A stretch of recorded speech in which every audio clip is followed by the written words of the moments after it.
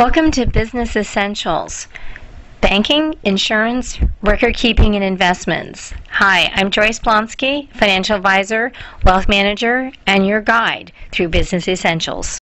Since 1985, and in all types of economic, political, and market environments, we've delivered solid investment ideas and vital solutions our clients have come to count on. We understand that with the right management, account, and investment mix, clients may be able to reduce their income taxes and increase the money in their pockets and investments. In time, and by making good decisions now, this may provide them with additional income to enjoy when they reach retirement. Registered representative, securities offered through Cambridge Investment Research, Inc., broker-dealer member, FINRA SIPC.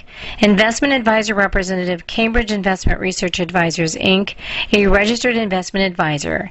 Cambridge and Blonskij Financial Services and Optimal Wealth Advisor are not affiliated. Let's get started looking at business essentials. Today we're going to talk about banking, insurance, record keeping, and investments. First, most people forget that they need a financial power team by their side. Start with a trusted financial advisor, someone who's got experience in all types of markets. You better know your banker and be sure to get their first and last name because you want to be known by them and be able to be recognized as a first name basis by your banker. If you don't know the first name of your insurance agent, may want to think twice. Your insurance agent is really your protection against all kinds of who knows, business crisis, personal crisis, but you need to have quality insurance and you need to find a great agent who can handle in all kinds of different environments. And my favorite is a good CPA and a bookkeeper. So many times people don't realize that a CPA and an enrolled agent are two different scenarios. And a bookkeeper is altogether very different. I find that most CPAs don't like to do bookwork, so a bookkeeper is an essential part of your financial power team. They're the people that will come in, balance your accounts, reconcile your statements, and give you profit and loss, which makes your CPA work, your enrolled agent taxes much easier. Let's go out to banking now. There's a variety of different account registrations. For those of you that are self-employed, whether you're in the health and wellness industry or in any other industry, you have to take a look at separating and maintaining different bank accounts. Obviously, if you're a single individual, you'll have an individual account or an individual account with a transfer on death. They call those a TOD. If you're married, you'll have a joint account with a right of survivorship. And there are 9 community property states: Arizona, California, Idaho, Louisiana, Nevada, New Mexico, Texas, Washington, Wisconsin, that have different regulations for husband and wife in community property states.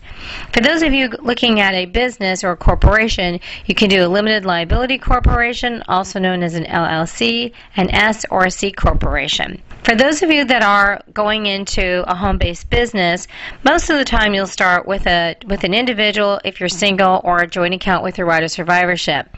What's important to know is that you need to maintain your business accounts separately from your personal family operating funds.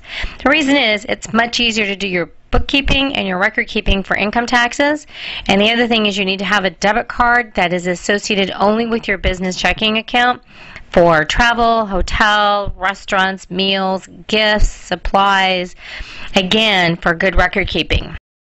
Insurance. Boy, this is going to be baffling because there's so many types of insurance. Obviously, if you're driving your car for personal use, you will need personal insurance. Anyone who drives needs personal insurance. But if you're driving your car for business and you're self-employed or an entrepreneur or a professional, you definitely need to make sure that you have an umbrella policy to cover any and all accidents that may happen in your vehicle.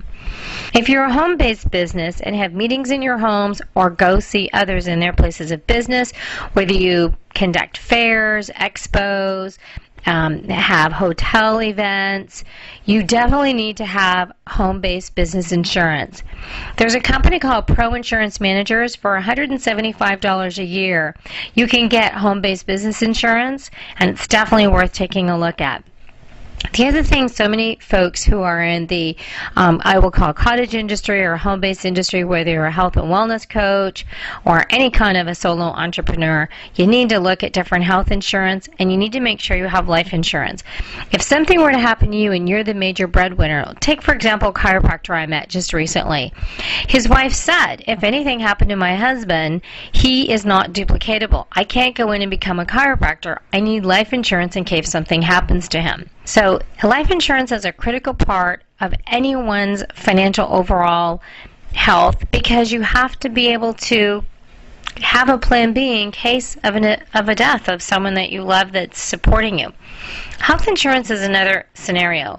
With the Affordable Health Care Act, also known as Obamacare, it's going to change the nature and the landscape of health insurance. But I will tell you that for those solo entrepreneurs that are independent home-based businesses, there are some insurance companies out there right now that as long as you have a $40,000 gross income, you and your family can qualify for some pretty affordable health insurance without any issues for pre-existing conditions. If you're interested in something like that, please don't hesitate to get in touch with me, and I'll put you in touch with the right people on that scenario. You know, we all want to keep our spouse happy, but in this slide, I want you to help keep the IRS happy. If you're a home-based business, a solo entrepreneur, you need to show your intent to share and present your services so that the IRS feels that you're actually a viable and productive business. A couple of ways you can show your intent to share is joining a networking group. There are lots of them out there. BNI, also known as Business Networking International, LATIP, chamber functions. You can also schedule trainings or meetings on a regular basis, monthly or weekly. As long as you keep that all in a journal, whether it's a paper or electronic data. Some people write their appointments down, some people keep them in their Outlook. As long as you go back and recreate and show your intent that you've attended these meetings, had these trainings, the IRS is going to look at you a little bit more favorably in the event that you're not just a hobby, but you're actually presenting yourself as a business. And you got to be a stickler on record keeping. You definitely need to be organized. You need to organize your business.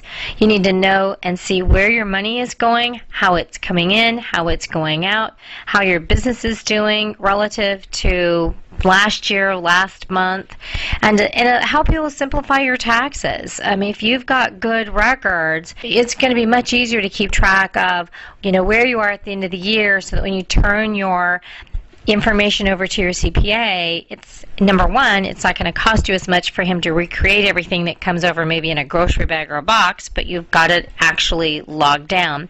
And you need to create a budget, and you need to stay on that budget. I suggest purchasing either a desktop version or a cloud-based version of QuickBooks or Quicken. Both of these are good tools. Some of them are easier than others to use. I personally use a QuickBooks Pro for my business. Some of you may want to hire a bookkeeper. There are mobile bookkeepers out there that will help you for a relatively inexpensive fee every month to come in, reconcile your statements. But whether you hire someone or you do it yourself, you really need to balance and reconcile all of your books on a monthly basis. And my favorite area to talk about is investments. So many businesses don't have enough short-term or liquid cash, and they can run into trouble. So I want to talk to you about short-term, medium-term, and long-term investments. Short-term is really just that. I need to be able to reach in my pocket and pull out some money, whether that's in a checking account, a CD, or a money market. Business owners need to have liquid cash for a variety of different reasons. They may need to travel, and airfare isn't going up. Isn't going down. Even though the plane goes up, it's getting more and more expensive to travel. Hotel rooms. You may end up having to do some entertainments. You need to have some liquid cash available. Your medium-term investments would be in the nature that I don't need to touch those for at least 2 to 5 years, or possibly even 5 to 10 years. Those could all be considered medium-term investments depending on what your long-term time horizon is. And there are a variety of different things that you can actually get a better return on than liquid cash, because you're going out a little bit further in the time continuum. And then long-term investments would be those that are pretty come to mind pretty quickly. Retirement accounts, IRAs, Roth IRAs. There are individual retirement accounts for business owners, an individual 401k, a SEP account, simple accounts. There's a variety of different ways that you can go. Basically, those are designed for long term, to be able to put money away as you're making it. There's a great book out there called The Richest Man in Babylon. If you haven't read it, it's a very short read, maybe 40 pages. I read it probably 30 years ago, about putting away 10% of everything you make in a retirement account so that you have a nest egg down the road, instead of getting all the way down to your retirement years and going, gee, I wish I'd put away some money for my retirement years. One of the biggest reasons I see for businesses failing is really that shortage of cash that we just talked about. And where I'm going to point out some of the poorer ways to raise cash, I'm going to also share with you some good ways to raise cash. Obviously, if you are using your personal credit cards as emergency funds, that's not necessarily the best way to go. You really need to have some savings. If you don't have emergency money or savings set aside, start now. Pay your minimums on your credit cards and start putting that extra that you're paying on your credit cards into a savings account. I know it's counterintuitive because you want to pay off your debts, but here's the reality. What if your credit card company decides to lower your credit limit, and now you have no wiggle room whatsoever and you haven't put anything away in your savings? I say put some money away in your savings. A good rule of thumb is if it takes you a couple $1,000s every month to run your household, you need to multiply that by 3 months, and 3 months of what it takes to run your household is a pretty good rule of thumb for what you should have in a savings or / emergency funds. So many people got in trouble using their home equity as emergency funds, and that's coming home to roost for a lot of people. Their homes are upside down. Again, we want to talk about just putting some funds into a savings account, a money market, someplace where it's liquid that you can just build and build and build. And another poor place to get cash is to pull money out of your retirement accounts. That is the last place you want to touch for emergency money. Retirement accounts typically are safe havens from bankruptcy. Your creditors can't get in them. So for goodness sakes, why would you want to raid your retirement account? You're much better off to go in and get a business line of credit with your banker, because you know them personally. I've told you earlier, get to know your banker. You have a much greater success rate of basically looking them eye to eye across the desk, shaking hand, and they'll say, let's see what I can do to get you a business line of credit. As a financial advisor, wealth manager, and business owner, I understand how badly busy people need help when it comes to getting the best possible results. My clients appreciate my no-nonsense approach to investing, and that I deliver on what matters most, helping clients create financial freedom. For more information, please visit www.optimalwealthadvisor.com. And I want to thank you for joining me today for this presentation and look forward to seeing you back soon.